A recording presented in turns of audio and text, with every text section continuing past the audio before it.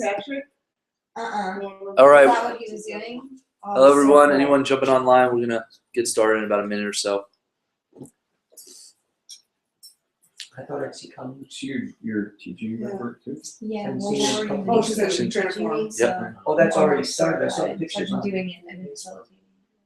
Yeah. That's cool. Mhm. Have you done it? Mhm. I thought it was time.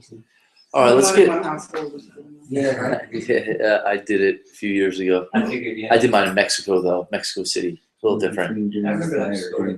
Yeah. That was That must have before. been fun down there. Oh, the breath. one. Yeah. Oh, it was quite the trip. Yeah. It was quite the trip. Yeah. Great.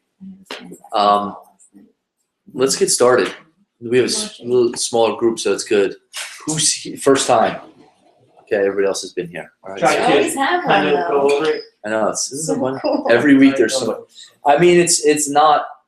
I'll do my best to, I'm in the process right now. This is for anybody that sees this too. Is I'm in the process of really distinguishing because there's certain levels of, I would say, the teaching.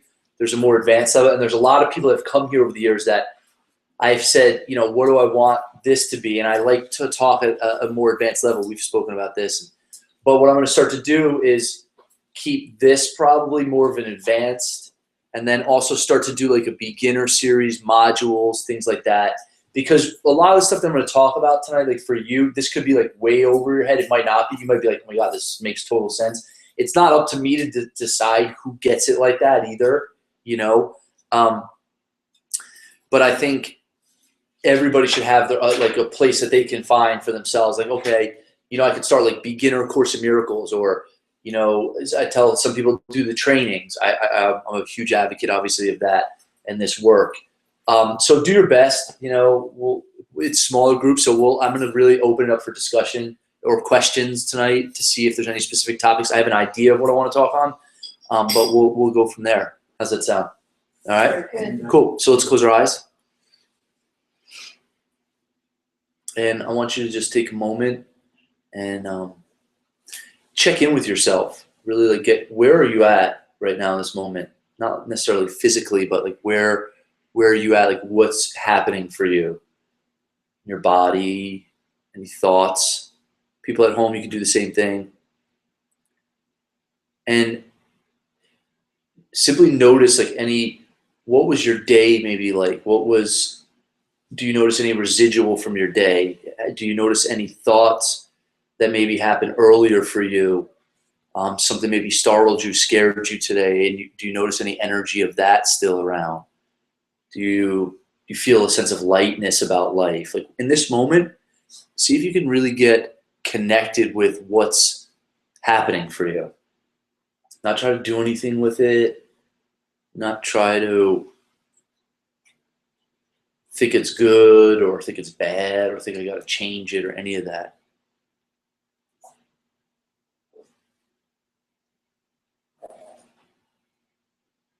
And really just be present with that. And also set an intention for tonight. What do you want to be heard for yourself that would support you? Maybe there's something that's happening for you in your life. Maybe there's an issue. Maybe there's something that you've been wrestling with, struggling with, that you want to hear certain words spoken about.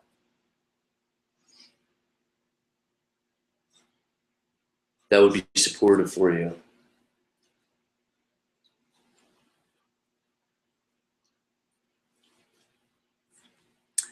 And I ask for guidance here for all of us, that this is a night and a space for each of us to continue to develop our peace of mind, our happiness, to recognize that we can choose another way, and it might not be so easy right off the bat or right in the beginning, but that's a possibility for us. So that each person here may embody love and peace and extend it out to the world. We know that as we ask, it's given. So it is. And stay with that intention for a moment. And when you're clear on it, you can open your eyes.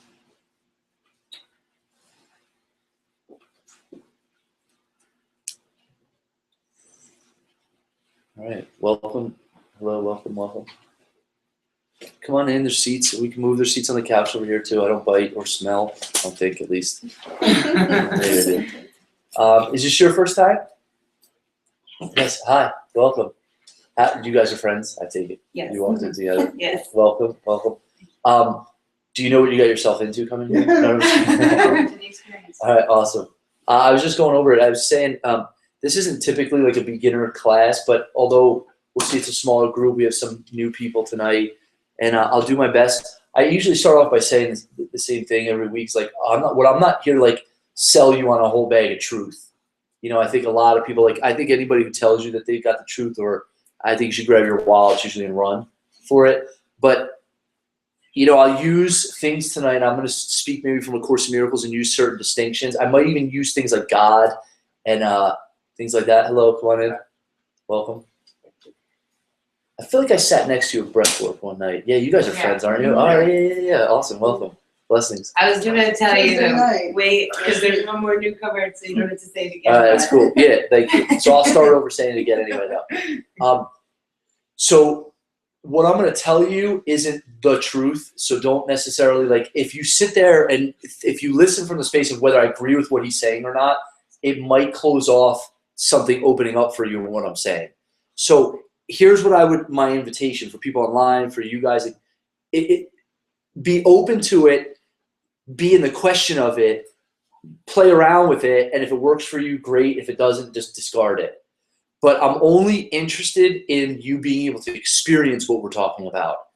The concept of it, and to sound really cool in talking about it, and be able to write about it, and kind of include your whole book list of books you've read, and yogic practices you can do, and sitting on your head and levitating, all that. That's here in this space, that's not necessarily what we're after. I'm only after one thing and only one thing, and it's your peace of mind. That's it. And if with that you have everything, without it you don't have anything. And let me say that again. With it you have everything, without it you don't have everything. You might have something else, a headache and a whole lot of worries and anxieties about life, but when we talk about everything, we're talking about there's something very basic and fundamental for you and who you are at the very core level of being. That is the greatest gift that you could get. And most human beings have forgotten that. We're going to start locking the door after. No, I'm just kidding. Most human beings have forgotten that and have settled for this getting their life and chasing after things in the world to try to find something of themselves. Come on in. Hello. There's other seats over here. I'll wait and finish that. And then we're really going to rock and roll. Okay.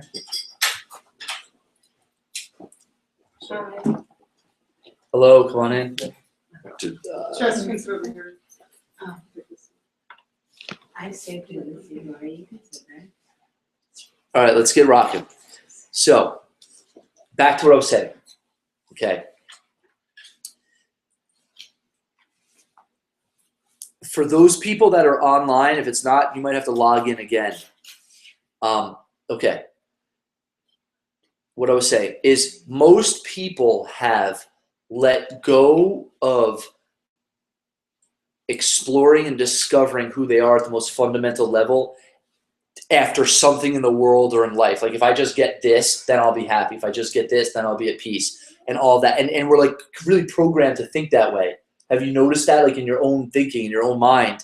Your mind is geared in a certain way that it's constantly looking for where it thinks happiness is and avoiding what it thinks brings pain. All of our minds are set up that way. So one of the things I want to talk about tonight is a couple things. For people who have been coming for a while and the people who are here for the first time, be gentle with yourself again.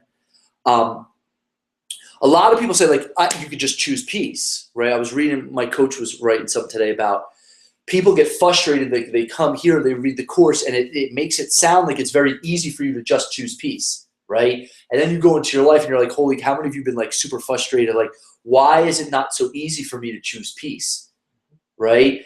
Well, here's what I want to introduce a distinction that I realize that I probably haven't been as clear about either. Our minds are typically, the way that it works is like a muscle that we're learning, even the course says it, like we're learning to develop miracle mindedness. That's why coming to satsang and having a practice and studying the course and doing the trainings, like all these things that we talk about, you'll start to notice something opens up for you over a certain period. But for a lot of people, it doesn't just happen right off the bat. I'm going to say for most people, it doesn't. I'm going to probably say for 99% of the people, it doesn't. So what happens is people get frustrated when they say, oh my God, so they'll hear like somebody say, like, just choose peace. Well, we don't want to negate whatever you are choosing that's bringing up all your stuff in life too, right? Is there more people coming in? Go on in. Hello, there's seats over here. Come on. I love how all the gratitude people are late. What's up? What is that? I'm just kidding. Not all of them were. I just want to bust some of their chops. Okay. So, all right. I want to stay with what I'm saying because this is going to take off. So buckle up, okay? So, you have to understand something. Let's just talk about the way that the mind works. If we're talking about from A Course in Miracles, it's for everybody. Your mind really, the way the Course talks about it, is really split up into two thought systems. And you know this from your own experience. One of the thought systems makes you feel like, how do you feel when you're in one of them? Of fear, of scarcity, of fear of conflict, of suffering, of, oh my gosh, loss. They're going to leave me. I'm going to lose everything. Whatever it is, that's one thought system, right? Everybody, you're all probably pros at experiencing that one, right? How many of you have not experienced that? I tell you, leave because you're full of shit. Excuse my language. Most people sit in that thought system for so much of their life. They're so conditioned in a state of fear, scarcity. You can't trust people. You can't trust life. You can't trust the world. It's me against you. It's me get it at the expense of you. I don't really care about you. Are you here for the first time? Second. Okay, cool. So I don't have to give you the discourse. Oh, so it's I'll get it. It's about me. It's about mine, you, you're secondary, all this stuff. We live in this world, and the world is geared in such a way that you need to get as much that you can for yourself. Don't worry about everybody else, right? I mean, you just open up the magazines and all this. That's one thought system. The other thought system we'd say is built on love, peace, abundance, connection, communication, that what I give to you, I give to myself, that if I hurt you, I hurt myself. You know that thought system, right? Everybody's experienced that also. You with me? So the thought systems, if you watch the way that your mind works, you always choose one thought system at the expense of the other. So you can't choose scarcity and abundance at the same time. It's impossible. I can't say, I'm going to attack you, but I'm all about peace at the same time. It cancels itself out. You with me? So the question is what has us choose one thought system over the other? And can we choose the thought system built on love, peace, forgiveness, communication? Can we actually learn to forever choose that thought system for ourselves? What starts to happen for people, though, is they come to satsang, or they do the train, or they do whatever work they do, and they have an experience. I would even say you've all had aha experiences. You wouldn't come here if you didn't, right? In your aha experience, what happens? In the moment something opens up for you, like, whoa. And then what happens when you lose it? It goes like, sometimes it feels even worse, right? Than like, damn, I wish I didn't even have the aha experience. I could have just been going on my life the way I was going. And then you go, how do I get that back?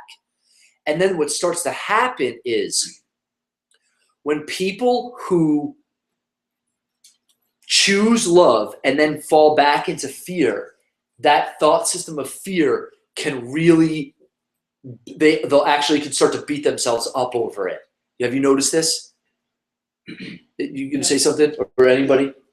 Okay, I thought somebody was gonna say something. So, you have a question? Well, yeah, but then okay, so for me, there's also like last week, I didn't come, and I was fully aware that if I was going through something, right? I was fully aware that if I came here, I would have chosen peace. And like, this is something that, like what's happening now that I've been like studying the course and doing this, is that like I'm aware that I can choose peace, and like there's moments where I choose not to choose peace. Like Totally. that. Yeah, but see, okay, that's a great point. There absolutely that happens because you don't want to beat yourself up for that either. This is the key. Because the moments that you don't choose peace in life can be used to choose peace. Okay, so stay with me for a second.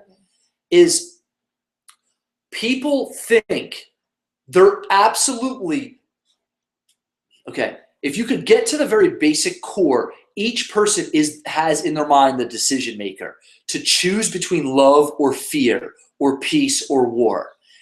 And if you notice it, if I were to give you peace right now, you would go, oh my gosh, it's so amazing. Do you know how many people have come through these to hear me? I mean, I've been doing this for 8 years every week, this course. Okay, I've had thousands of people come in and out of here. People will come and be like, this is the greatest experience of my life. And they'll go back and they won't come back. Because you have to understand there's something in you that doesn't want peace. Now, if you create a war and conflict against that, you're now stuck in fear and war again. Okay? So the first thing to recognize is that you are open to both of those thought systems, happiness or peace, and conflict, fear, scarcity. Okay? Everybody with me so far? Now, it's up to me to choose one or the other. But here's the thing.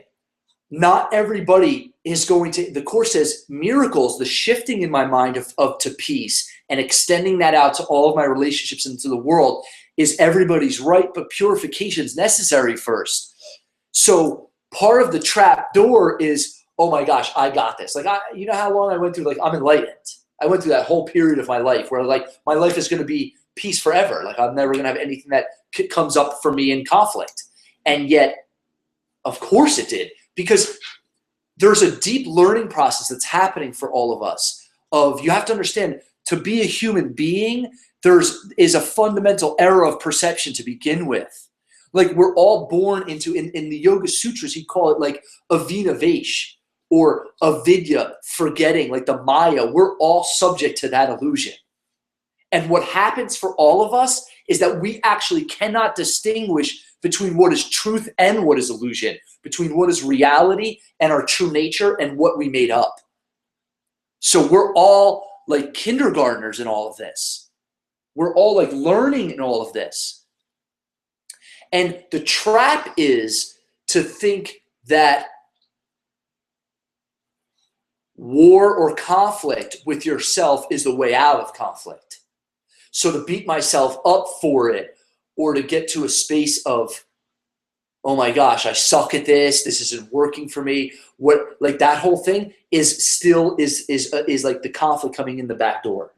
Is everybody with me so far? I'm going to take it up a notch. I just want to like set that for right now. Is there any questions on what I'm saying so far? Let me start there. Any questions? Anybody? Okay. All right. So each of your life is going to come down to a question you're going to ask yourself, be able to ask yourself is, what is everything for you? Everything specifically. Like even your job, you guys waiting tables, all right? I did waiting tables too. I did that whole thing.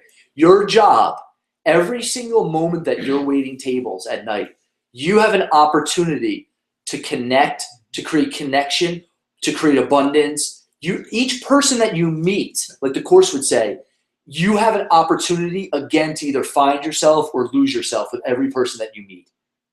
There are no wasted moments. Like when you go to work tomorrow, especially in the lawyers in the room. I know it might be a little more difficult for the lawyers, but I'm just kidding. I love joking about lawyers. So, but even when you guys are working with a client, in that moment, every moment you have the opportunity for a miracle or to forget, for connection and awakening, or to go to sleep and be unconscious about something. You have this opportunity all the time. We all have it. So the question really becomes, and what the Course talks about is, what is this for? What is everything in my life for? Do I use it for awakening for myself, or do I use it to close off for separation? Do I use it to tell myself and prove to myself that separation is real, or do I use it to recognize that there is no such thing as separation.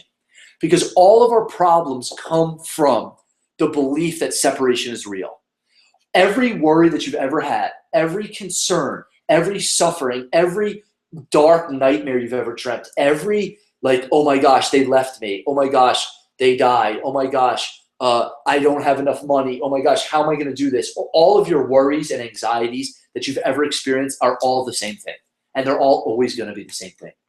It doesn't appear that it's the same thing, but what it really is a belief that somehow I could be split off from life or all that there is or God or like whatever you want to call it. I don't really care what term you use. But the fact that I could be split from all that there is and give me an experience that there's a me in here somewhere that could be afraid and cut off and alone and fear and experience that in my body and all of that, that is all your only problem ever.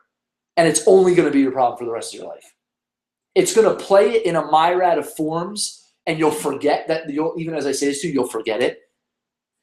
And your mind will have you think that it'll be about this person, this situation, if they were different, if this were different, if that were different, if I were different, if this whole situation were different, then I'd be okay. That's the biggest crock of BS and lie that we tell ourselves all the time.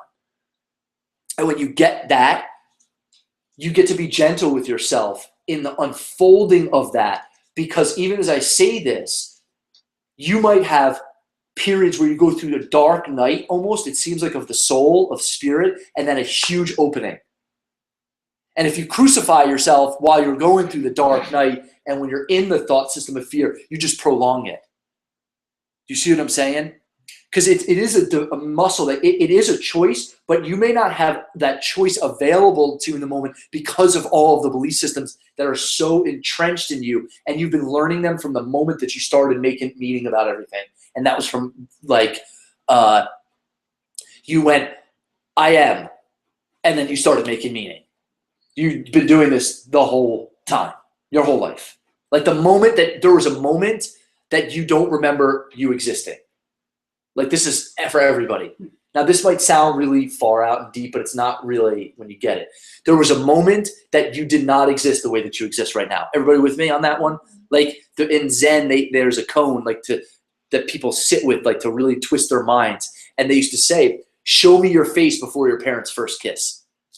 Before your parents ever met and had their first kiss, you were nowhere to be found, like the way that you are now, right? And then one moment, all of a sudden, you just start to go, I am. You don't necessarily say it like that. You just are like, I am. I am. That I am is pretty big stuff.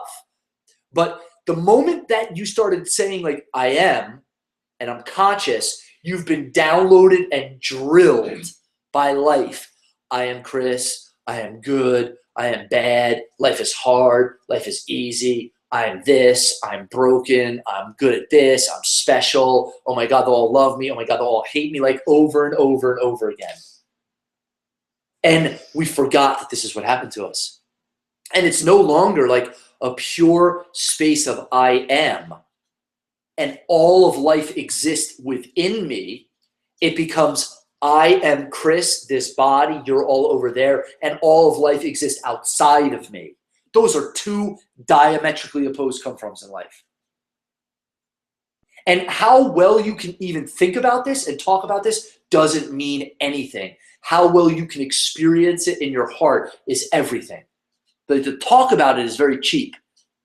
This is what happened for me. I'll tell you a little story, and then I'll ask if there's any other questions on what I've said so far. This is how it happened for me. I had started going to India at an early age, and I had sat in satsangs, and I read a ton of books. But when I closed the book and I went out into my life, when I was really honest with myself, I was like, man, I still have like the same anxieties I've had like my whole life. I still have the same conflict I've had my whole life. Like, man, there's got to be another way.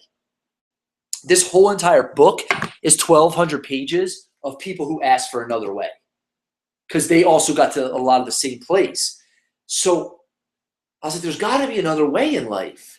Now, it's not going to come. It only takes an instant, but the instant might come after a long period of wrestling with it. Do you see, is everybody with me on that? Now, for the people that are hearing this for the first time, this would be my invitation for you, is I'm going to tell you one of the teachers said in India, a great master, he used to smoke beedis. People would come all over the world. He's like very well known now. They call him like Beedi Baba. And here's a guy that couldn't read. He used to sell beedis, and he met his guru, and within 3 years, like, realized what we're talking about, and basically sold all of his businesses. He kept one, and he's like, how do I ever repay you? And somebody wrote this was their big breakthrough. Kyla, everybody know Kyla Ray?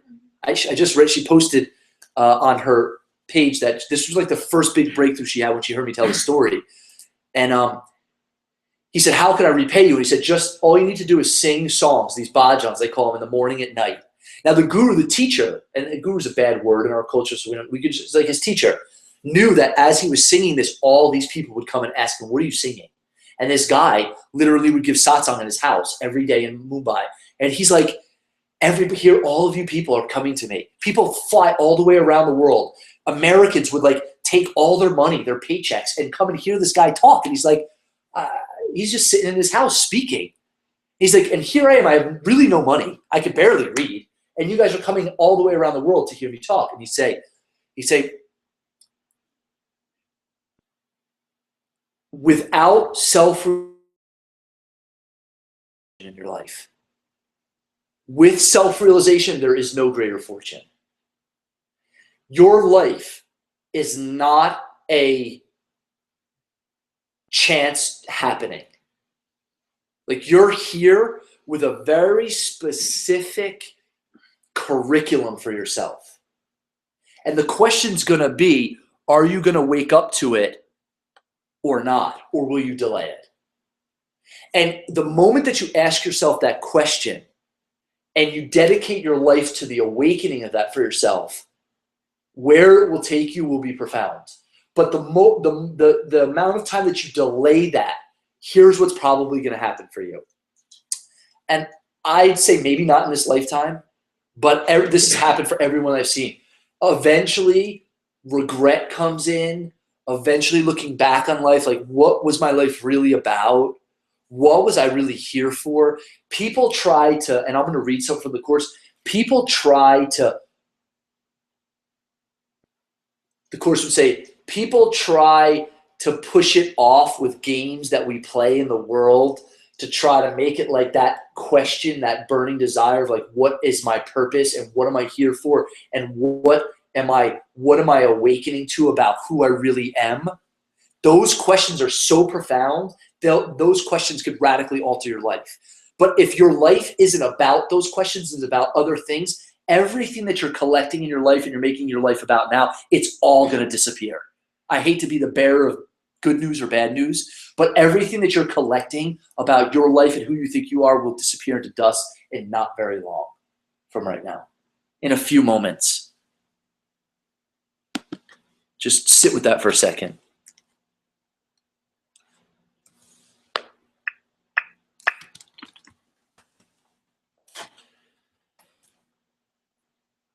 So self-realization, with self-realization, there's no greater fortune. Without it, there's no greater misfortune. So the question becomes is, who are you? What are you about? Like, who are you here? Why are you here? What is your life going to be about? Because we're always teaching. Even when you're waiting tables, you're teaching people all the time about you. Not teaching like, who are you? Like, oh, I like him. He's a cool waiter. You're teaching people either about the thought system of love or about the thought system of fear all the time. And people are constantly learning who your teacher is. Who are you learning from? Do you listen to the guide within you that is always saying, hey, wake up? Or do you listen to the guide within you that is saying, don't choose peace, stay in war, stay in conflict, don't wake up at all, stay asleep? You can dream while you're asleep. It's like in The Matrix. You remember when he goes and he's like, I just want to taste the steak again. And he's like eating the steak in front of the, did everybody see The Matrix? In front of the agents. He's like, I just want to taste steak again. And he's like, I know this is not real. But like, why wouldn't he? in the Matrix, the whole point is like, why wouldn't you want to wake up to like the truth? Why be asleep in illusions when you can have the truth? Now, the truth in the Matrix didn't look too good.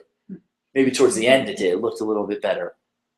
But what we're talking about, the truth in the Course, is the truth of your being and who you are is so profound that everything that you've sought in your mind or in the world, I would say, as a way to make, what's that? Feel good.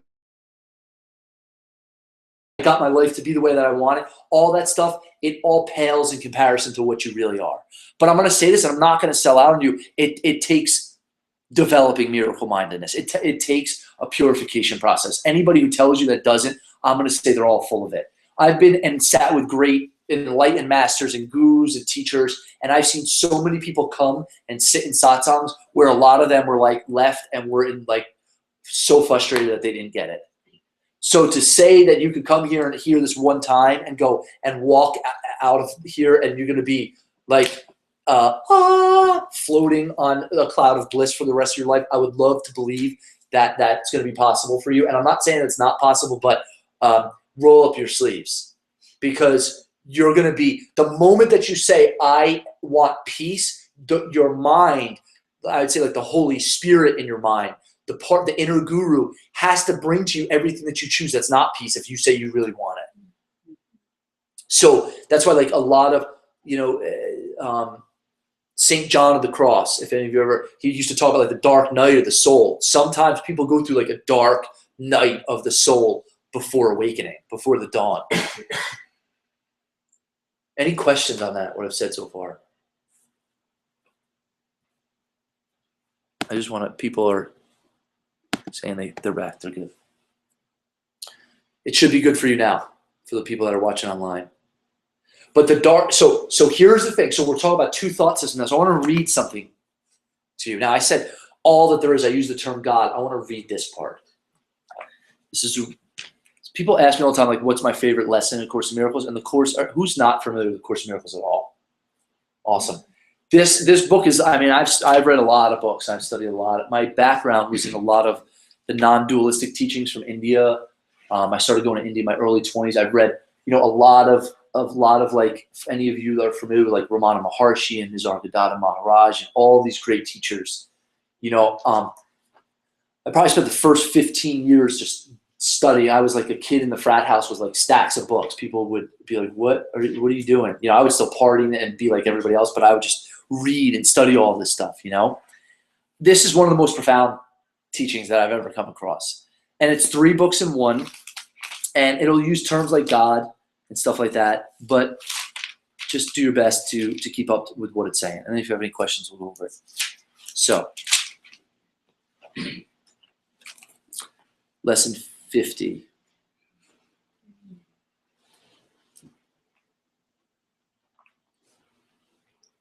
I'll probably read 2 lessons today. Okay, I'm going to read the lesson 41 first. Okay, so this is inspired by, somebody asked me what my favorite lesson was. I'd say this one is probably one of them. I don't know if it's a favorite. So there's a lesson every day for the entire year, and they are progressive. The first lesson in A Course in Miracles, nothing I see means anything. Second lesson, everything I see, I've given everything I see all the meaning that it has for me. All right? So what it's pointing as right now, your experience in your life is nothing outside of the meaning that you give everything. Like even right now as I'm talking to all of you, every one of you is making meaning out of what I'm saying. Some of you are like, when is this going to be over? Some of you are like, this is awesome. Some of you are like, what am I eating later? Some of you are like, this is boring. So whatever. You're constantly making meaning. But you have to understand something. You're not even really hearing what I'm saying right now. You're only listening it through your own filters. So your experience is not really outside of your interpretation of what's happening. All right? So the lessons are building and are progressive on that. So, lesson 41. God goes with me wherever I go. Today's idea that God goes with me wherever I go, today's idea will eventually overcome completely the sense of loneliness and abandonment all the separated ones experience. Depression is an inevitable consequence of separation. So are anxiety, worry, a deep sense of helplessness, misery, suffering, and intense fear of loss. The separated ones have invented many, and this is in quotes, cures for what they believe to be, quote, the ills of the world. So let me read that line again. The separated ones have invented many, quote, cures for what they believe to be the ills of the world. So he's saying we've created so many cures for all the ills of the world. Just look around, just turn on TV, just look around the way we set our life up, right? And how human beings operate. The separated ones have invented many cures for what they believe to be the ills of the world, but the one thing they do not do is to question the reality of the problem. Yet its effects cannot be cured because the problem is not real. So what he's saying right there, you know what, let me read the whole thing first and then we'll talk about it. The one thing they do not do is to question the reality of the problem, yet its effects cannot be cured because the problem is not real. The idea for today, God goes with me wherever I go, has the power to end all this foolishness forever. And foolishness it is, despite the serious and tragic forms it may take. Deep within you is everything that is perfect, ready to radiate through you and out into the world. It will cure all sorrow and pain and fear and loss, because it will heal the mind that thought these things were real and suffered out of its allegiance to them. You can never be deprived of your perfect holiness because its source goes with you wherever you go. You can never suffer because the source of all joy goes with you wherever you go. You can never be alone because the source of all life goes with you wherever you go. Nothing can destroy your peace of mind because God goes with you wherever you go. We understand that you do not believe all this. How could you, when the truth is hidden deep within under a heavy cloud of insane thoughts, dense and obscuring, yet representing all you see? Today we will make our first real attempt to get past this dark and heavy cloud and to go through it to the light beyond. God goes with me wherever I go. All your problems come from forgetting that. Period. End of story. And the world doesn't understand that. So the way that you look for the way that people in the world teach it, like your parents and your friend, the way everybody's got it, everybody forgot that. And everybody tried to figure out a way to get life to be a certain way cleverly. And like, I'll just get my box and get my life to be a certain way and then I'll be okay. But your life, the way that you have it set up in that box is so fragile that all it takes is one word, a look, a statement from somebody, and your peace and is gone and you are in hell. Just don't take what I'm saying as true. Just like look for yourself. You know, you see people, I mean, even people walking here, I look at people and I could just see the level of time and life just wearing them down. But life isn't wearing them down. Life is eternal. Their beliefs about life are wearing them down because they forgot this. He said, think about what he's saying. The separated ones have invented many cures for what they believe to be the ills of the world, right? Oh, if I just get enough money, I'll be okay. If I just get you to love me a certain way, I'll be okay. If let's just keep America safe, we'll be okay. Who cares what's happening in Africa or anywhere else? Let's just us be rich. It doesn't matter about anybody. Let's just do this, so that will be okay. Like let's just fight in war with this person, and we'll like on and on. Has it ever worked? Like, we're in like this. We're in one of the most promising times as human beings, and literally one of the most detrimental crisis times as human beings. Like we might not be around in a few hundred years right now. Like the earth will keep going on and we'll be done. So if you look at like he's saying the separated ones have invented many cures for what they believe to be the ills of the world, but the one thing they do not do is to question the reality of the problem. Its effects cannot be cured because the problem is not real. The effects of separation cannot be cured because separation is not real. So you cannot cure the effects of separation in your life, in your mind, by trying to handle them and forget. Let me see how to say this. So you cannot handle the effects of separation in your life without recognizing that separation is your only problem and it's not real. It would be like me forgetting my glasses, right? So let's say we're all finishing satsang and I lose my glasses outside with you guys. Like we're all hanging outside, we all leave and you guys get in your cars. And I say, bye everybody, I lose my glasses. And then Laura, I say, oh my gosh, babe, I lost my glasses. What do I do? She goes, okay, well let's look for them. We're looking, I'm all outside looking for, I don't know where they are. And then finally, after we're looking for like 15 minutes, she looks at me and she goes, well, where did you lose it? Where's the last time you had them? And I say, well, inside. And she looks at me, she goes, well, why are we outside looking for it? Oh, well, there's more light out here. The light's on outside. I should have probably reversed that. Said we were looking for them here. When's the last time you had them outside? Oh, there's more light in here. That's why I'm looking in here. Yeah, but I lost them outside. You can't look for the solution where it's not found. Does that make sense? Did I butcher that with that story right there? Did I use that? So you can't look for the solution where it can't be found. The problem and the solution are only in your mind. Now he goes on to say, deep within you is everything that's perfect, ready to radiate through you and out into the world. And this part is so profound. It will cure all sorrow and pain and fear and loss, because it will heal the mind that thought these things were real and suffered out of its allegiance to them.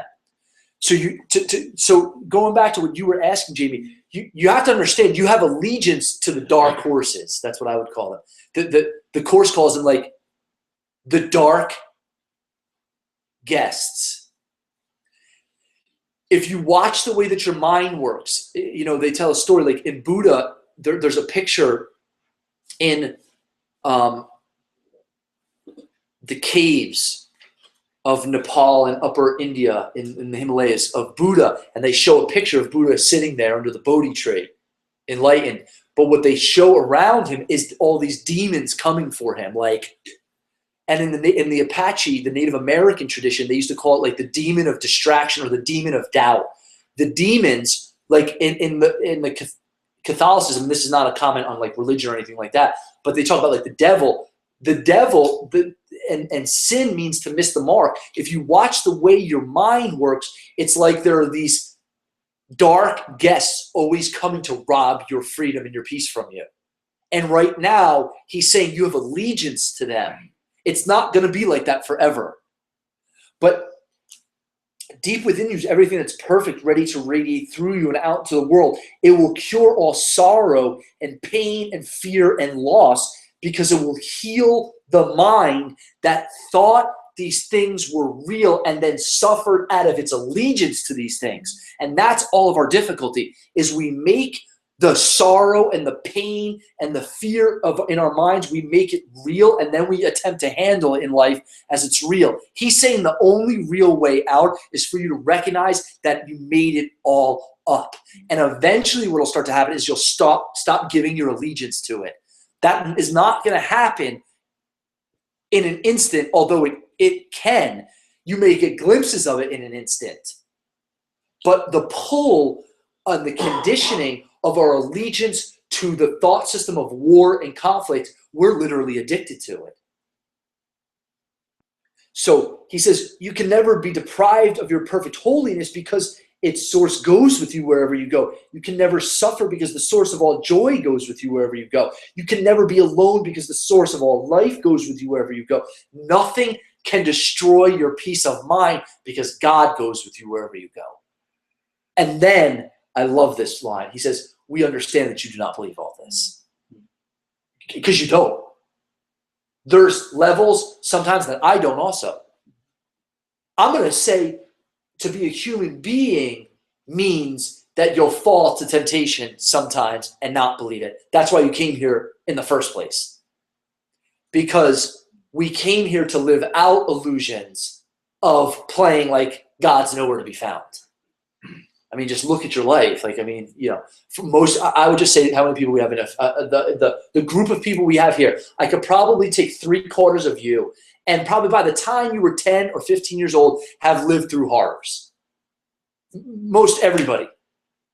Whether, I mean, I work with people on a daily basis all the time, and my girlfriend Lori could tell you stories way beyond the ones that I could tell you. But as a trainer and things that I do, I talk and hear people like, wow, it's amazing that a human being would do that to another human being that's 5 years old. And yet when you watch this world, welcome to the world of illusions. Welcome to the Matrix. Now, that's not to make you like depressed about where you're at, but it's also to say like, wake up. Wake up to what this is talking about so you can be the light that the other people who are looking for this, you are the light of the world. Like, you literally are it. You're it. It's not like some other person's it. It's not like the Buddha was it. No, you're it. So wake up. Wake up. It's time to wake up. And as you wake up and as you're healed and you healed your mind, the ripple effect of that will extend outward, that all minds around you begin to start to get healed. Don't take my word for it. Do it. And then you tell me and report back. Questions? I'm listening. I want to just...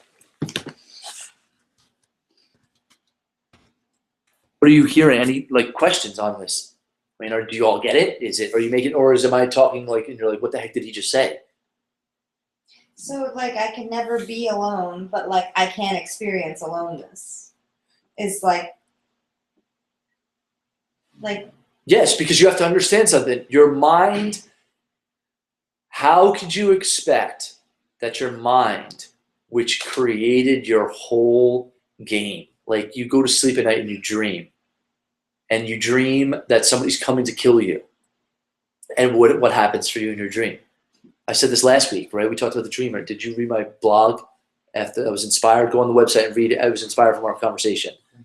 But like, so I can go and I could dream at night and I can dream a tiger's chasing after me and oh my gosh, I'm freaking out and I wake up in a pile of sweat, my heart's racing. But how can that be if I'm dreaming and I made and conjured up the tiger?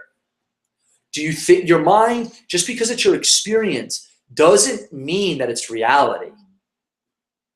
In fact, your interpretations are your biggest obstacle to reality.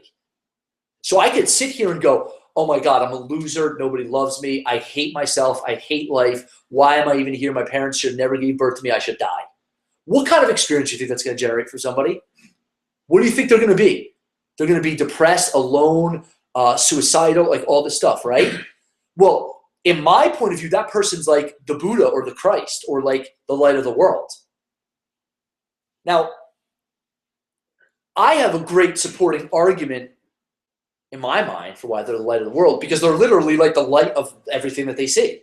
And I mean, it's obvious that you, as your awareness and witness, are literally the light. Like everything appears to you as the witness, as the observer. So you're literally the light of everything that you see. If I were to pluck you out of the equation right now, there would be nothing there for you to see. You know how I know that? You do it every night when you go to sleep, deep sleep. You still exist, but there's no like, well, what's my boss going to say tomorrow? And like, am I going to get those TPS reports in? Maybe. You know, am I gonna, you know, like is anything exist in your deep sleep at night? No, but you still do. So are you not the most fundamental thing in your whole experience? Now, your experience is generated by what your interpretations and meanings are that you bring to everything. So I can tell myself like alone thoughts, and I'm going to experience aloneness. It does not mean that I am alone. And that's like the hardest challenge for you or anybody that's trying to teach an experience, because I know from my experience that reading and hearing correct knowledge or incorrect knowledge or any of the vrittis, at some point, it's like when I reside in the witness or the seer and have that experience like through direct perception, then I know what it feels like to have an orgasm. Like how you describe what an orgasm feels like, right? Yeah. And then somebody who's never had one, you're like, no, but you can. You just gotta focus. Kind of really focus. Look left to center, 2 stars to the right, and straight ahead to the more. You know, it's like hard to describe that. And I just think that's such a challenge because like like lawyers or servers or any kind of employee, especially in like a fast-paced, you're triaging, you're fast, and then meanwhile you're to live in this out here and not in an ashram with the guru or whatever, and not have that unbroken concentration to the point where you finally break into that peak experience and you go, like you said, and then you want to go back there again and again. It's like, and to be able to deliver it to a person that's living in and of the world with all the vices as the Maya being the norm, it's like, what a miracle to be able to have that experience. Absolutely. So let's take what you just said and let's address it from that space, because there is a way, and a very simple way, that I'm not going to take away from the teachings of I would call it Advaita, the non-dualistic teachings of I am the witness, I am the seer, right? I'm going to tell a little story about it, because one of the most difficult things for me was to read the stories about what behind the scenes was going on for a lot of the gurus, about people who were like, I have this witness consciousness, but somewhere something happened that even though we can all access it, let me see if I'm going to say this right, like talking about it became more important than the the correct knowledge itself. So let's talk about, so from the course perspective, this is why I think this teaching came about, and we can maybe talk another time about what this teaching is and how it came about, but I believe that it came about at this time in our history for a very specific reason. Because here's what I'm going to say. I've been around a lot of great people who could speak and all this stuff. What I found that takes people out of the experience of, let's say, the closest thing we get to like direct knowledge or an experience of heaven while we're playing this game. Right. In India, they would say it's like, I am the body. The idea that I am the body and separate, right? But what he talks about in the Course, what's so profound, is he says, you could spend years and decades and lifetimes in contemplation and meditation. He says, or you could save yourself a lot of time if for one instant you could truly see yourself and your brother in the correct perspective. Here's the fundamental illusion or error of perception, is that I cannot think that I will be able to stay in witness consciousness or direct knowledge and still believe in war and conflict in my mind, or attack you in my mind, or think that I'm enlightened and you're not, or I'm elevated and you're not, or that I can give love and peace to certain things in creation and withhold it from other things, that I can hold on my mind love and hate together, or that I can choose God and eternity sometimes and the world, and oh, you're pissing me off now and screw you, and yet I am it. What starts to fundamentally happen in the perception itself is so tainted that the law of perception is how I see you is a direct recognition of what I say that I am. So if I want to, the greatest, most quickest way to abiding in the witness absolute knowledge is to see it everywhere. To see, if I want to be Christ, I have to see you as Christ. Because if I think I'm going to be Christ and see you as a person who someday might get there, but I'm there, automatically right there, I have now created a division that is, the Course would say, is built on specialness. So the Course says the special relationship that we make in our mind is the ego, the part of our mind that splits off from God. It's the ego's chief weapon for keeping us from heaven. And here's the most difficult thing, is the moment I start to experience direct knowledge and start to talk about it, then everybody is like, oh my gosh, you're so amazing. Oh my gosh, will you be my guru? Oh, I'm not talking about me, I'm just talking about this as in humanity in general. Oh my gosh, I'll give you my firstborn and my money and all this. And the trappings of the world to create separation in our mind becomes so, I'm going to read you something. This is intense, what I'm going to read, but just be gentle with it, okay? This is what he says in here that's so profound. And when I first read it the first time, and a lot of you have heard me read it, and a lot of you maybe haven't. Okay, so I'm going to read this. Let me find it. 533, I believe. Let me just. This is not beginner what I'm about to read to you guys, so don't beat yourself up for it. Be gentle with it. If it pisses you off, that's okay. Sit in that too. It would not be the first time anybody's been pissed off at Satsang or stormed out. Okay. 5:53, not 5:33. Whoops. Okay. I believe that this is the trap, even of spirituality. This is why when the teacher I was talking about, the Beatty Baba, I think he was so profound because a lot of spiritual teachers and seekers would go to him and they'd go to him and be like, he's like, do you know who you are? And they would give some like, I am the blah, blah, and he'd be like, get out of here. He's like, listen, if you knew who you are, you wouldn't even come here. Why would you even come here and listen to me? I could barely even speak and I smoke beaties and I can't even read. So I'm like almost illiterate. And what he'd say was, he'd say, spirituality to me is as discardable as dishwater. I'm in no way concerned with spirituality because spirituality can become even a bigger trap. Okay, so this is what he's talking about in the course. He says, anything in this world that you believe is good and valuable and worth striving for can hurt you and will do so. Not because it has the power to hurt, but just because you've denied it is but an illusion and made it real. And it is real to you. It is not nothing. And through its perceived reality has entered all the world of sick illusions. All belief in sin, in power of attack, in hurt and harm, in sacrifice and death has come to you. For no one can make one illusion real and still escape the rest. For who can choose to keep the ones that he prefers and find the safety that the truth alone can give? Who can believe illusions are the same and still maintain that even one is best? So what he's saying is, you can't pick and choose which illusions you want to be real. And this is the once that's recognized that everything in the world and that I witness, I would only give everything the same response of forgiveness and love and freedom. And I would never see a brother or sister any other way than I would want to see myself. Once that happens, it's like the witness consciousness is so obvious all the time. But the afflictions of the mind, it's like you already are the witness. You don't even have to try to get it.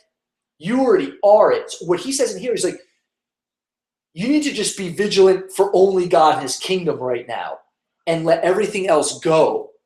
Because everything else that you've allowed on the altar of your mind is what has you not recognized that I am the light of the world, literally. So it's almost like the altar, he says, we've desecrated the altar of our mind.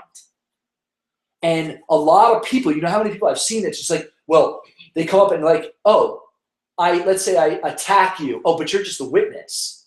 Like I've had even teachers use this stuff for conflict and attack because it's so subtle, the ways of war. And like, oh, it's all perfect. We're all just witness consciousness, so nothing can happen to anybody. So I'll screw you on the business deal. And well, what did you make up about that? But what it lacks is the actual responsibility that everything that shows up, I am generating it from who do I say that I am and who do I say that you are. That's why forgiveness in the end is really the only path.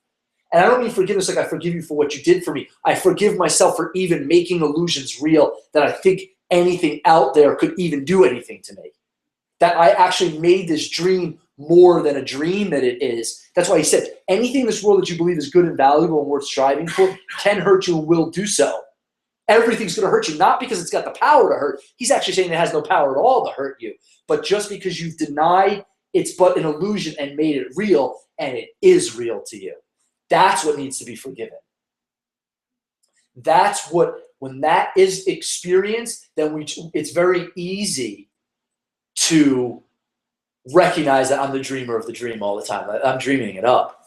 And it's not very easy for when people come here, because a lot of times, you know, if you're familiar with like Ram Dass, and when they went to India, they wanted to like teach us how to meditate. And Neem Karoli Baba said, he was like, just meditate the way Christ meditated. And they were like, don't talk to us about Christ. We were like raised on all that shit. We don't want to hear that. And he's like, meditate like Christ meditated. Lose yourself in love.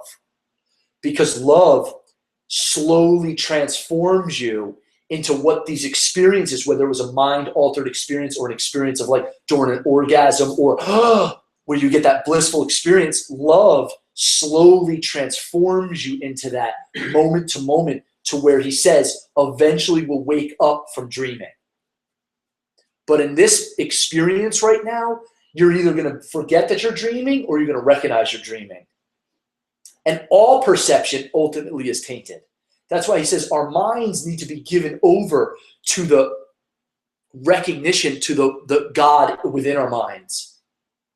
So that very simply, excuse me, I don't know if I'm giving like a long-winded discourse on what you were saying, but what it starts to become is very simply, I can start to look at the results of my life. Where do I have conflict? Where do I attack people still in my mind? Where do I view people, me as superior or elevated over them? Where do I still harbor resentments and grievances to life, to God, to other people? That's the place to look for. You already are the one. You already are Neo, or like the Christ, or the light of the world. You already are that, but you will not be able to see that when you hold something else in your mind as more valuable. Even if it's, I'm more spiritual than you. That's separation and division. Now, poof, you now are as least spiritual as you could possibly be. Because spiritual means to be of spirit. If I am of spirit, the way to be of spirit is to recognize only spirit. So you and I are one in spirit. There's only one of us here right now. That's how we liberate our minds ultimately. And I find that's one of the most difficult things, even for teachers, because the traps of the world of whether it's success or money or power are so enticing. Question, yes. Okay, so hear what you're saying, Uh-huh. right? I'm listening. I guess I don't know, what I'm looking for is a distinction here, right? In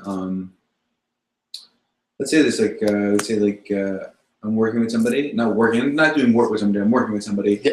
and they're a difficult person, Yes. right? Okay, and I can see the light in this person, right? But they're in a lot of pain. And once I see them in this pain, my reaction is anger, because it's like, and then once I become angry, I look down on them because I'm just like, why can't you get this right now? And in that, it's like, but it's also like, then the question I ask is like, okay, well, I see this and I'm choosing to get angry, but I also know there's something else. But even then, like when I try to do something else, it becomes a really strange place, because like you were saying, it's almost like you get this like way like, oh, like a better than, because I already gotten this and this person hasn't. But I feel when I come from that place, I feel like shit when I come from that place. That's correct. Because I'm not connected with this person right now. I'm talking down, even though I'm like talking to them, I'm talking down to them. And I know it too, because I haven't decided to make myself on that level. So I don't know, there's a distinction there, because I struggle with There's that. a very big one, and I'm Right. glad you bring it up. You have to understand, the Course would say that person who pisses you off, Yeah. that makes you angry, is your savior, actually. Because, and I know you're like, what? Because what they're showing you is where in your mind you still have not accepted the atonement for yourself. The sole task of the miracle worker, and that's all of you, you're all, if you choose to be a teacher of God, we all are. The sole function of the miracle worker is to accept the atonement for themselves. See, I look at that as a discipline. That's the way I look at it. And there's no way that I can feel lonely. I mean, I have so much love around me. That type of mentality. When someone comes to me about this, that's the same exact way that I look at it. I'm like, how can you not get this? Yeah, but you have to understand something. Is here's what I want. This is, we're going to take this really subtle here. This is really good conversation to bring it up. But you have to understand, when you say, how could you not get this? What part of them are you seeing? Just that they're dwelling. They want sympathy. Yeah, but you're still here. So what's that? Their false self. You're still focused on their own sickness of mind. Okay, so here's what I'm going to read you something. Okay, I read this a couple weeks ago, but it might make more sense now. Okay, only at the altar of God will you find peace, and this altar is in you because God put it there. His voice still calls you to return, and he will be heard when you place no other gods before him. Now here's the line. You can give up the god of sickness for your brothers. Sisters also, you put it. You can give up the god of sickness for your brothers. In fact, you would have to do so if you give him up for yourself. For if you see the god of sickness anywhere, you have accepted him. And if you accept him, you will bow down and worship him because he was made as God's replacement. He is the belief that you can choose which God is real. Although it is clear this has nothing to do with reality, it is equally clear that it has everything to do with reality as you perceive it. So I could spend the rest of the year just on that paragraph. Okay? So we're just going to spend the rest of tonight on this. He's saying, if you see the God of sickness anywhere, and you know you see the God of sickness because of your anger and frustration, and when you look at them like, why are they not getting it? But here's the thing. So we're going to take this like an onion layer down. You're actually believing that there's somebody even to get it. So the way that you're talking to them is like you over here are getting it, and there's a them over there that's not getting it, which would mean that reality is split into two. Okay? And that would mean that there's something that's other than God. Like God's over here getting it. Yay. Over there, not so much. You said the false self or the illusions.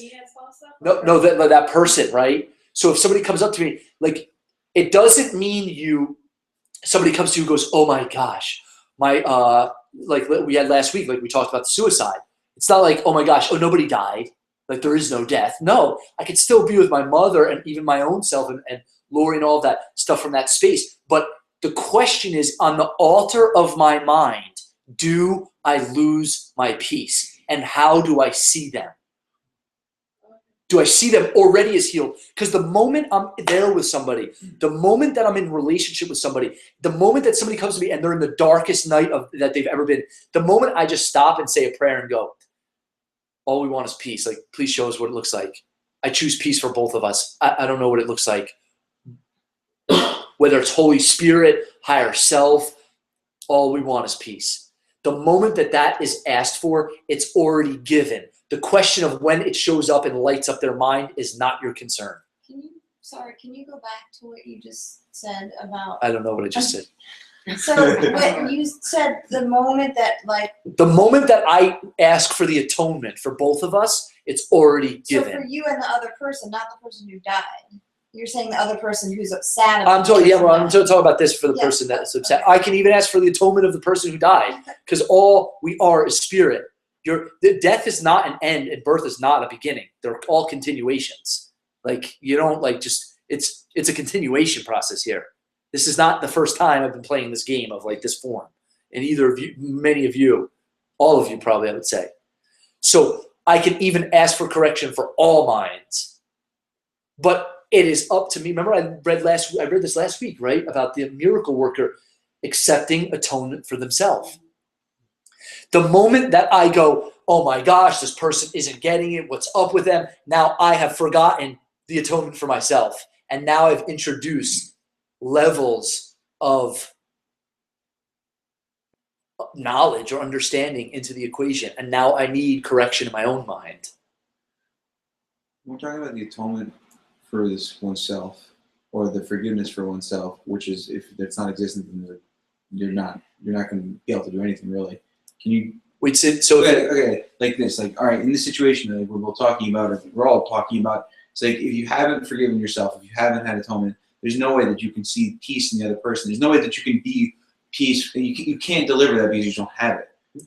So, like immediately when you say that, and like the atonement for like myself, what I think of is like I know exactly what I see in this person and exactly what's going on there. It's like the one thing. It's like my darkest thing. Like that's definitely it, right? You know, it's the one thing. It's the one thing I guess I say I had the hardest time getting rid of. You know. So when we're saying like that atonement, I guess. And it's something that's so simple, I don't get what that fully means. That's awesome. You know? I'll tell you, because I'll explain to you what it fully means, and it's still going to be like, what? Right. Like, it's Can I gonna add something Sure. before you- Yeah. Because I think, because what happens for me is that it's not necessarily do I have that projection on the other person, it's me. So I could be in a space or something and I think I should get it. Like, don't you understand that? You know? So I do that to myself. So I think his answer and his response to this will be the same, because it is the same, even though it might look different, right? Does that so make sense? so the atonement, the acceptance of atonement for yourself, the person in front of you is just a great vehicle for it, but the atonement and your forgiveness is, and I just stay with me here when I say this, is ultimately going to be because you freaking walked away from God. All of your life, the one thing that you will get to reconcile and forgive is the fact that I believed I walked away from the kingdom of heaven. And it has created this whole reality that I experience. It's just showing up in this person who pisses me off, but the person who pisses me off isn't even really there like the way that I see it. So what he says, all of your fear, all of your anger, all of your attack, all of your judgment is really directed against God. Because this is what we did. So this is what he's saying to the coach. He's like, I'm just trying to explain to you what you did or think you did. Okay? So, and for the people, so somebody has a question online. Does a split mind cause duality? Is forgiveness the only gift we give forth? Is our mind one with all except when we value our perceptions more? Well, that'll also speak into what I'm saying. The perception itself was born from separation. All of our minds are joined, but not like in Max's private mind. Like Max's private mind and Jamie's private mind aren't the same private mind, but we are all one mind of God.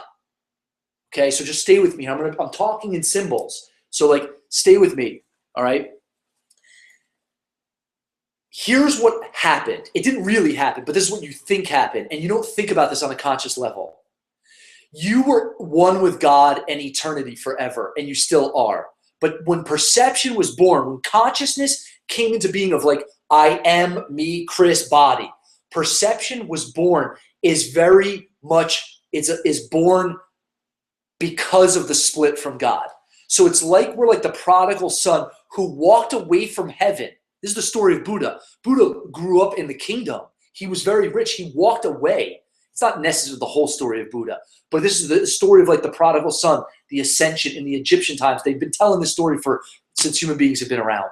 The walking away from heaven, the kingdom, Adam and Eve bite the apple, and now suddenly when they bit the apple, what happens? Knowledge, perception's born. And like, why am I naked? Why are you over there? What?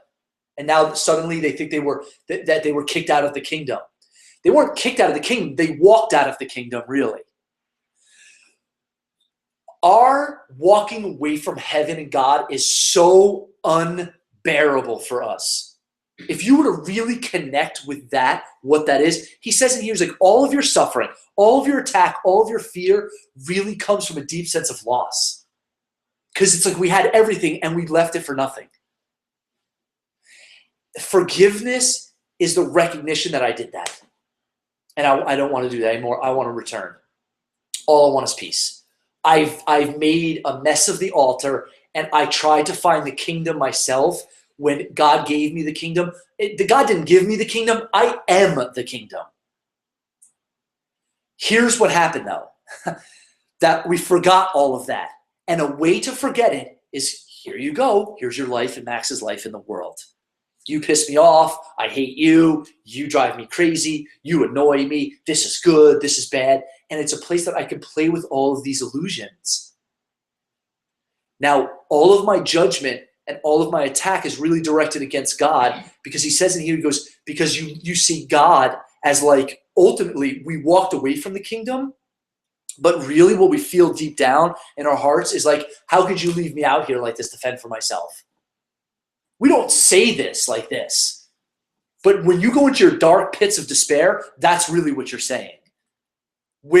How could you abandon me? why could you forsake me like this? We don't say it like that, but that's really what our war and our conflict really is. It's, in the end, it's between us and God.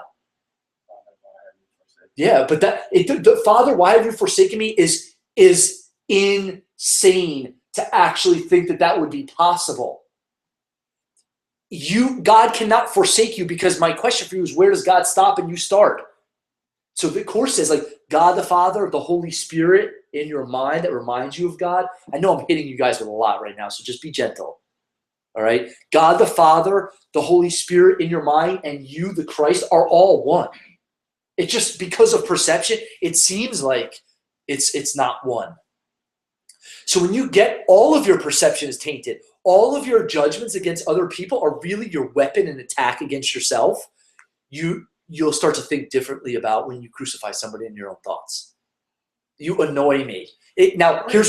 Or yourself. Okay, thank you, because it's the same thing. Or yourself or another, it's the same. Now here's the thing. This is what he says. Who said last week? What was Shane's lesson last week? Does anybody remember what he read? There is no death. The Son of God is free. He said, I'll just read. I just know what it says. But he says, death. This is what he says in the Course. There are no small grievances. There are no small grievances. There are no big grievances. They are all equally disturbing to your peace of mind. So war with Iran or war and you murdering somebody is the same as you looking at somebody and saying, you annoy me. He says they're all the same. There are no small grievances. They're all equally disturbing to your peace of mind. Because if you would offer anything to a brother or to yourself that is anything other than the kingdom, you have now called war. And this is the subtlety of what we're talking about. That's why you don't actually have to sit in the ashram. Believe it or not, the real work is, like Ram Dass used to tell a story of this great, teacher went up on the mountain and lived there for 20 years, and he was in bliss. And when he came down, like he experienced enlightenment on the mountain, but when he came down into the marketplace and he was with all his students, somebody kind of crossed him the wrong way, and he got really angry. And that anger shows him still where his work is. It's easy on the mountaintop to love everybody.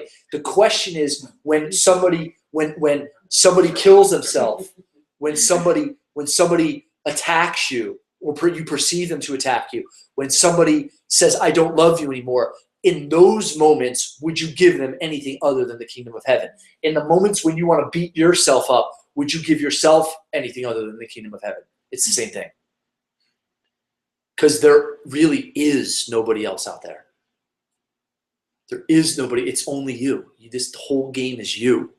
So that's why you want to be real careful of what you place on the altar of your mind, because it will be reality. Remember what he says? He says, so now, if you see the God of sickness anywhere, you've accepted him.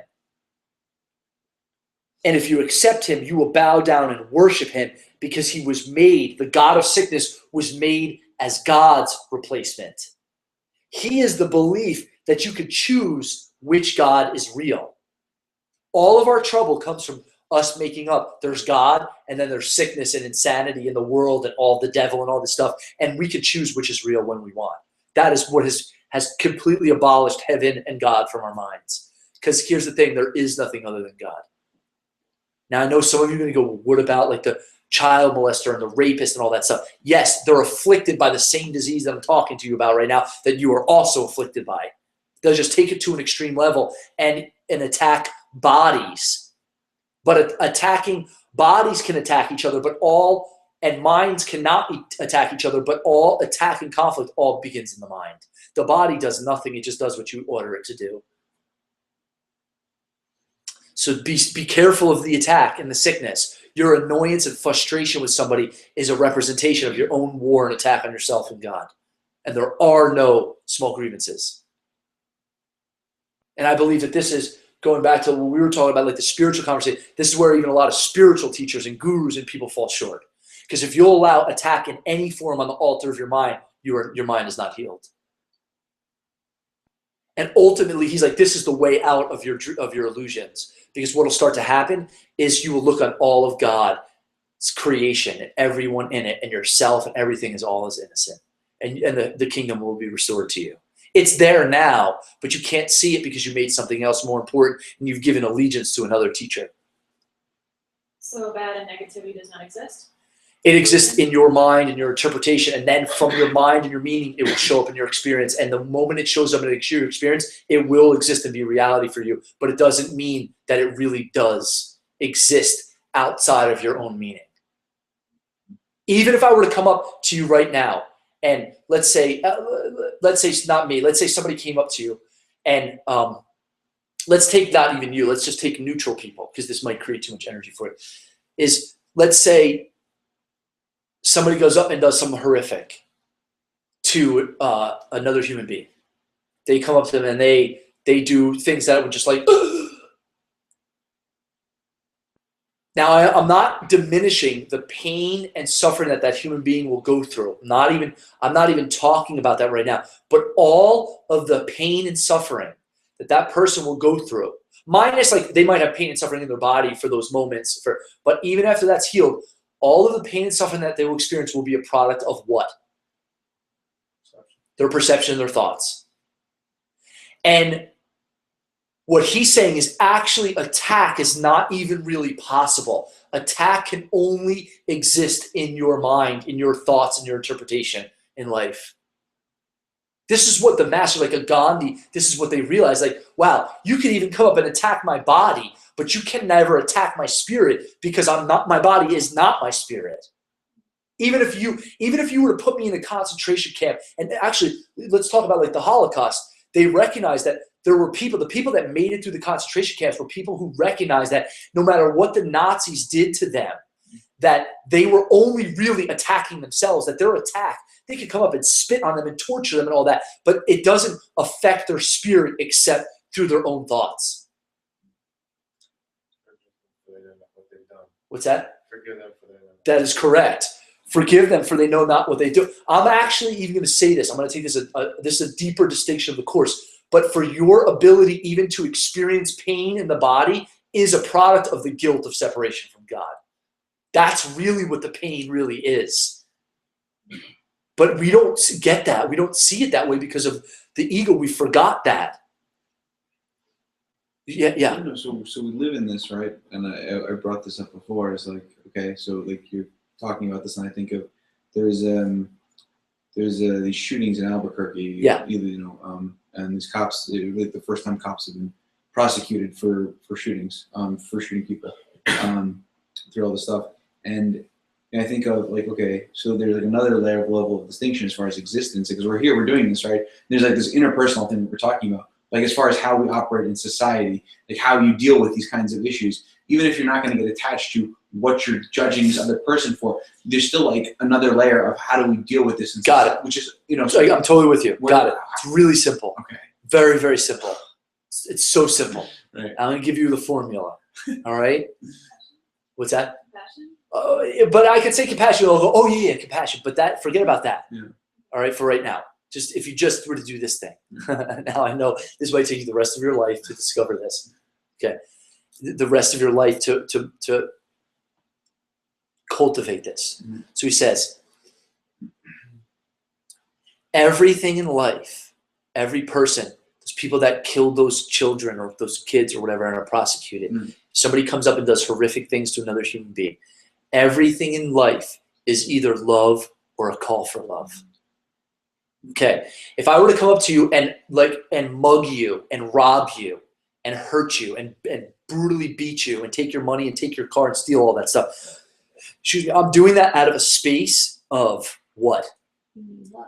Needing love, lack. I'm calling for love. I'm so split in my own heart and my own mind and in such suffering and loss, okay, that I'm calling for love. Everybody with me on that? Okay. So what he says in there, everything in life is either love or a call for love. You get that? Now, love might be like, oh my gosh, I love you so much, Max. I just love our relationship, all that. Everybody knows what that feels like. I hate you, Max, all that. I'm really looking for love. You all with me on that? He says everything's either love or a call for love. For you to respond to either of those with anything other than love would mean that you clearly are insane also. If a call for love, the only thing that could truly answer a call for love is what? Love. Because that's what they're calling for. If somebody's giving you love, of course you give them love back. Everybody loves love. Like, okay, I got it. Some people might be sadistic about it and flip it, whatever. But if I'm hurting you, that's a call for love. If you were to respond with anything other than love, you would be as insane as I am, and now you're calling for love too.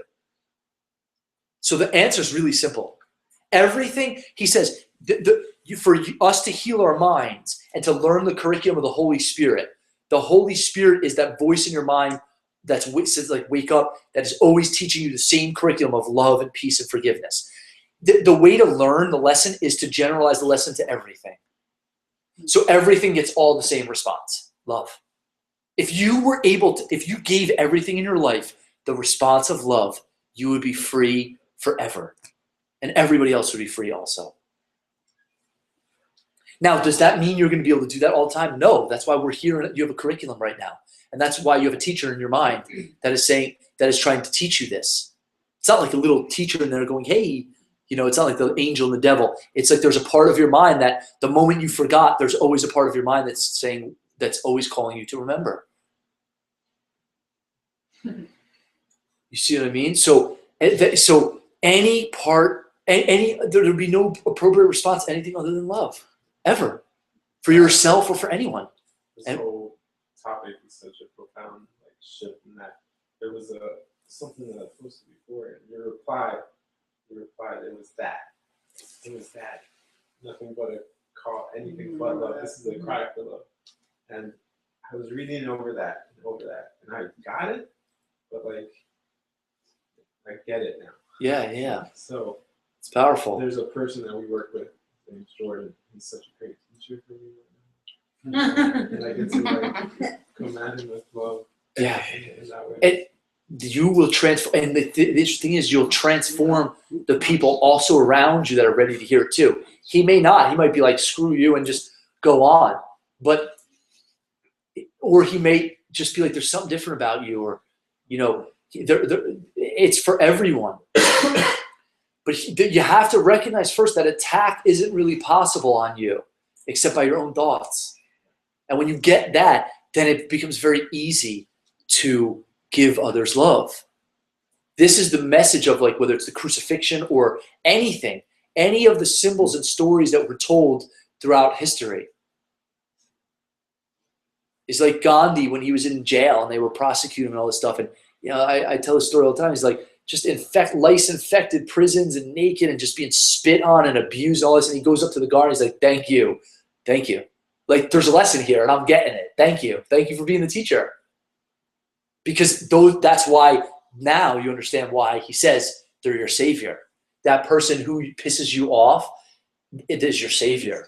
Because they are showing you a deeper level of forgiveness that the people who are like, peachy and all that stuff don't necessarily show you. And every time you forget, this is why I want you to be gentle with yourself when you forget, because the Holy Spirit in your mind, whether you call it the Holy Spirit, the inner guru, the inner guide, will use every time you forget to strengthen when you remember. So even now, as you learn those lessons, it deepens your experience of forgiveness of yourself. And now you can go out there and the Holy Spirit in your mind wants to use you as a teacher for the world. And it doesn't mean you got to teach like this. Even as a lawyer, even as a server, whatever you're doing, it could be as a janitor, you can be the light of the world. Anybody ever read Way of the Peaceful Warrior? It's an amazing book, right? You should all read this book. It's a must read. I read that book in high school 10 times. Socrates was a mechanic. His teacher was a mechanic. Just working, and nobody ever recognized him.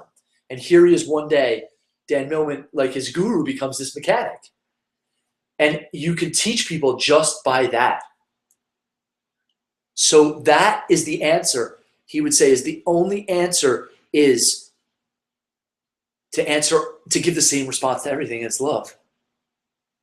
When you can be that in the world and for people, you will wake the world up. Not that there's a world out there to be woken up. Your world gets woken up, and everyone that comes in contact with you, when you're healed, you're not healed alone.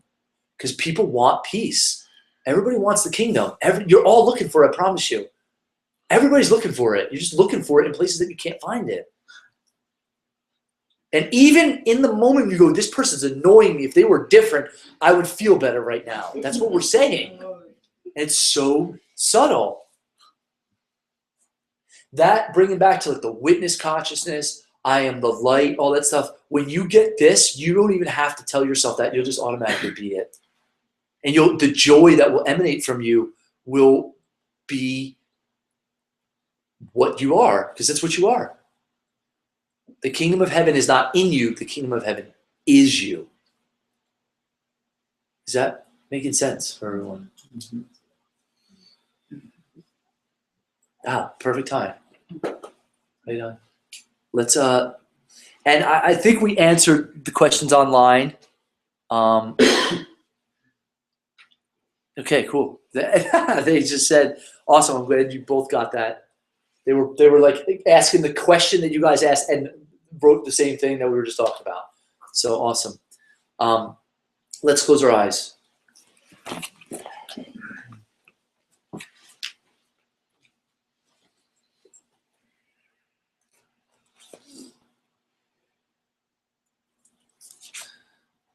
And allow what's been said to resonate in you.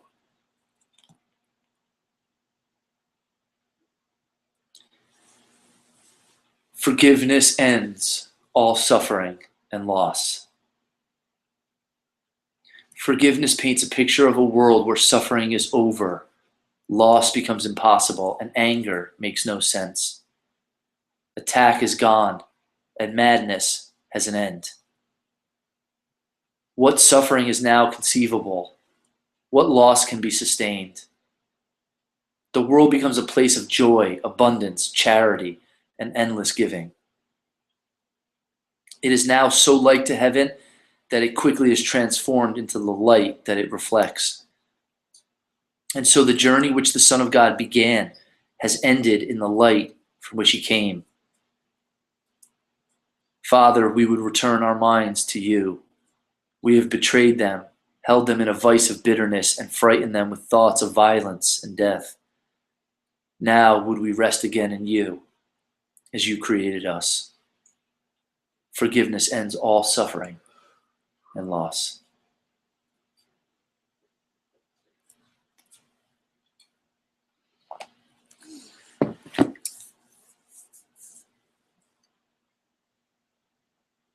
May all beings be at peace. And may you all recognize the forgiveness, peace that you are.